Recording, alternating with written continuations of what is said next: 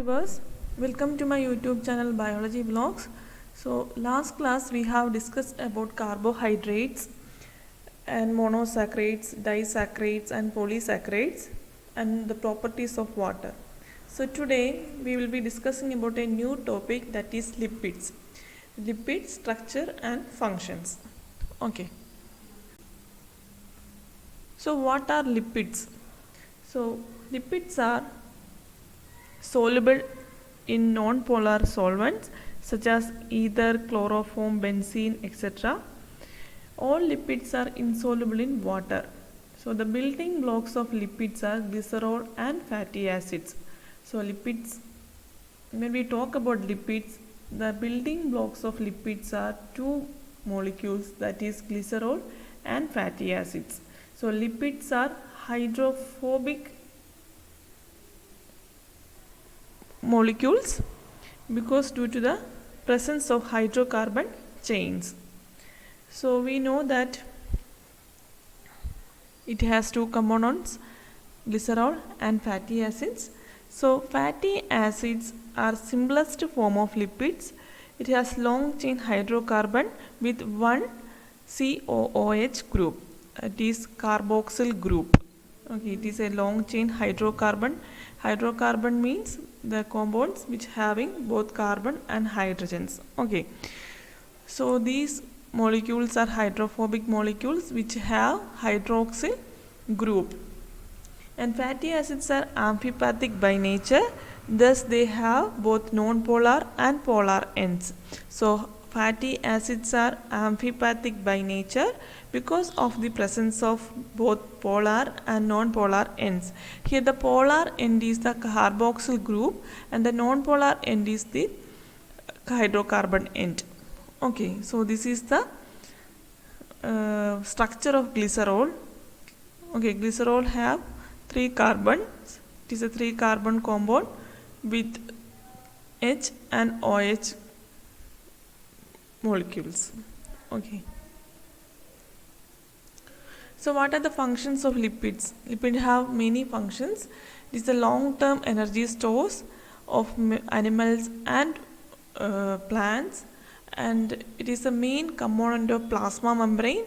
It serves as hormones. It provides insulation and it protects internal organs. These are the main functions of lipids. So the polymers, when we talk about the polymers of lipids, they are triglycerides. Okay, fats and oils that are formed by synthesizing a glycerol molecule with 3 fatty acids.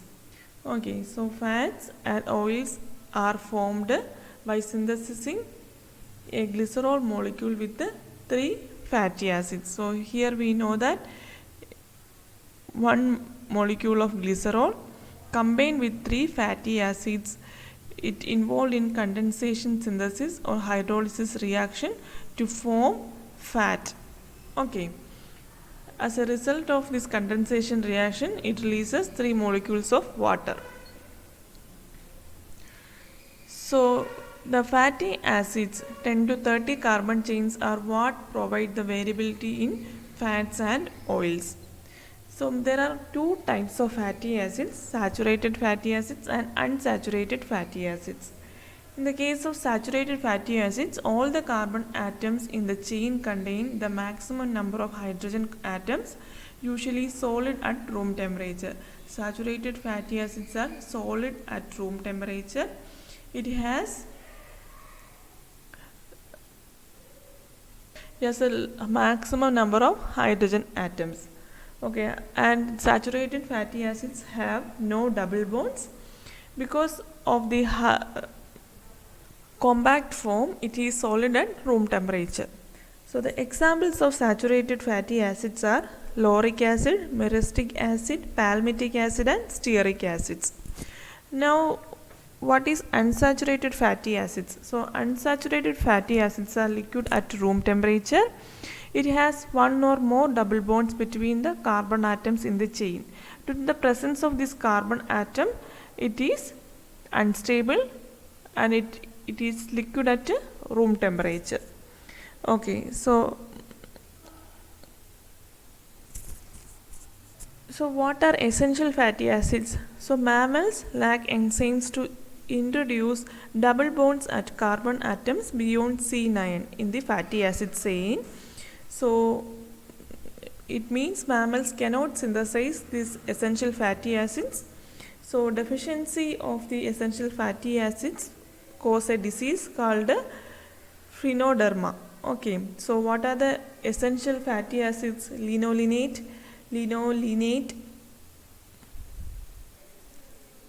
So triglycerides are the triesters of fatty acids and glycerol, that we have seen that 3 fatty acids condensed with glycerol to form a triglyceride. Okay, and these triglycerides are non-polar hydrophobic molecule. They are the major form of stored lipid. They have no charge, thus they are called neutral lipids. Okay, hydrolysis of triglycerides with alkalis or sodium hydroxide or potassium is called saponification. So what is saponification? It is a hydrolysis of triglycerides with the alkalis such as sodium hydroxide and potassium. So saponification number is a number of milligrams of sodium hydroxide or potassium hydroxide required to saponify 1 gram of fat or oil. So it helps to predict the size or chain length of the constituent fatty acids. So higher the saponification number means the fat containing shorter the fatty acids. Okay. So phospholipids. Okay. When we say about phospholipids, it is a modified triglyceride. One fatty acid is removed by or replaced with a phosphate group. In the case of phospholipid, we can say that it is a modified triglyceride because the one fatty acid is removed by or replaced by a phosphate group. Thus, it is called phospholipid. This creates a polar molecule. The one end, hydrophilic end, means water-loving end, and the other end is called hydrophobic end or water-hating end. Here you can see the structure of phospholipid. Phospholipids are the major component of the plasma membrane. Okay. So this is the hydrophilic end and the lower portion is the hydrophobic tail.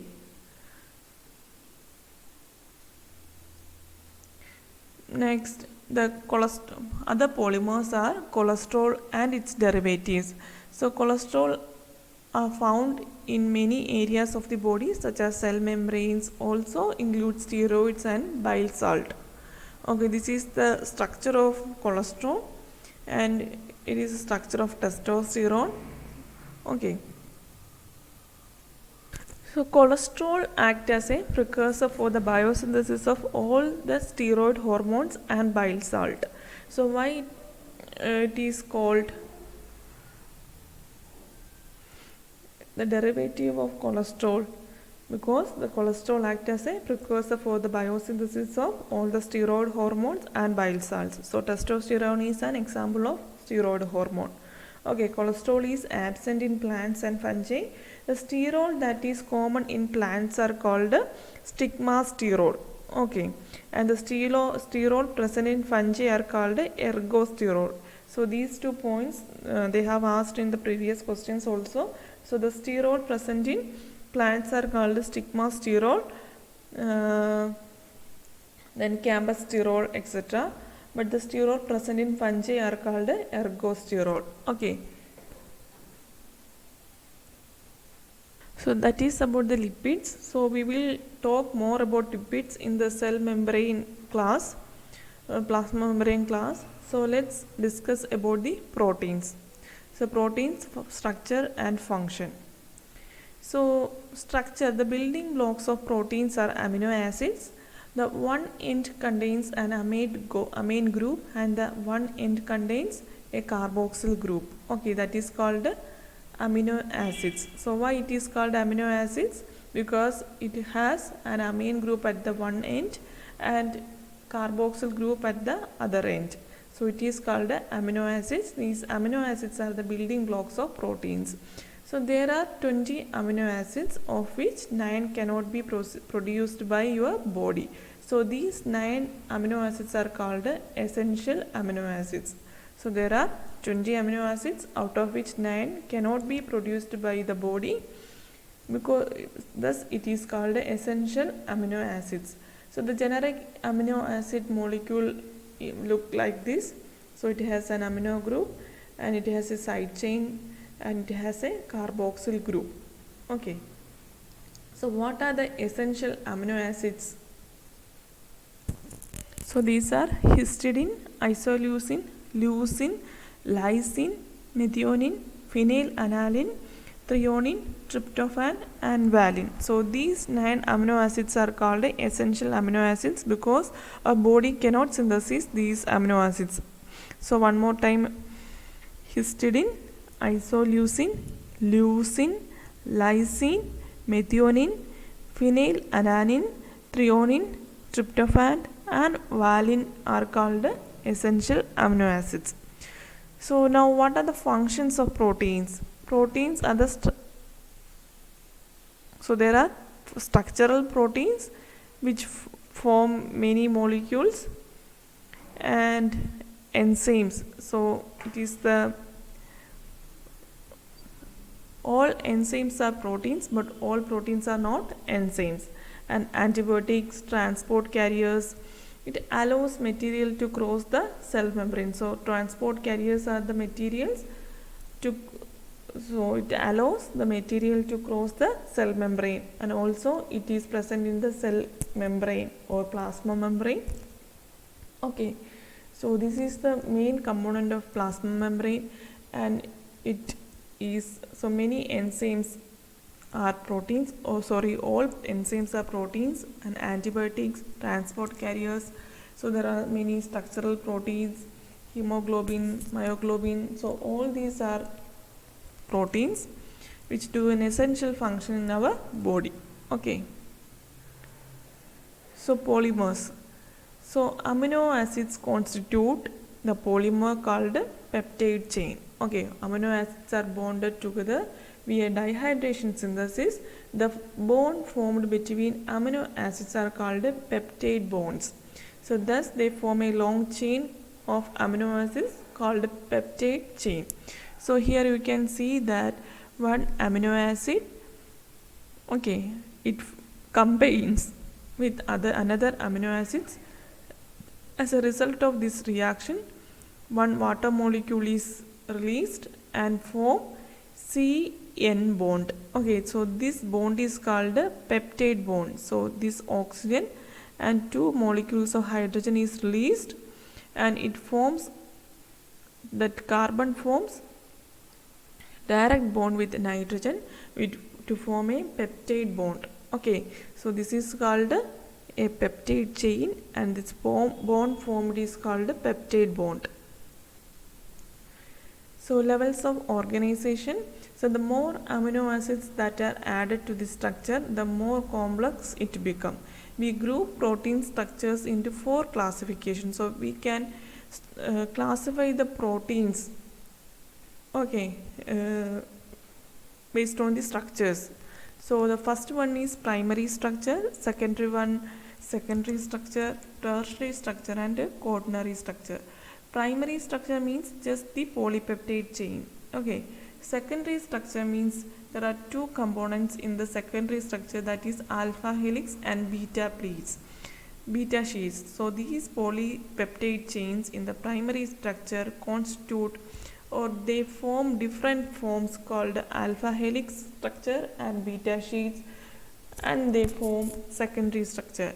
So third one is the tertiary structure or globular structures. They are the 3D forms.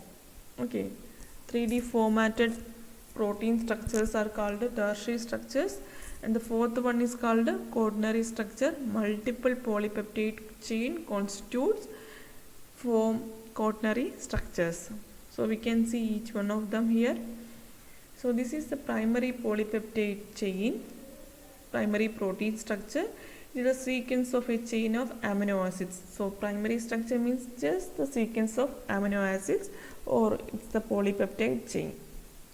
Okay, So the secondary structure means it occurs when the sequence of amino acids are linked by hydrogen bonds. So the sequences of amino acids are linked by hydrogen bonds to form different structures like alpha helix and beta sheets.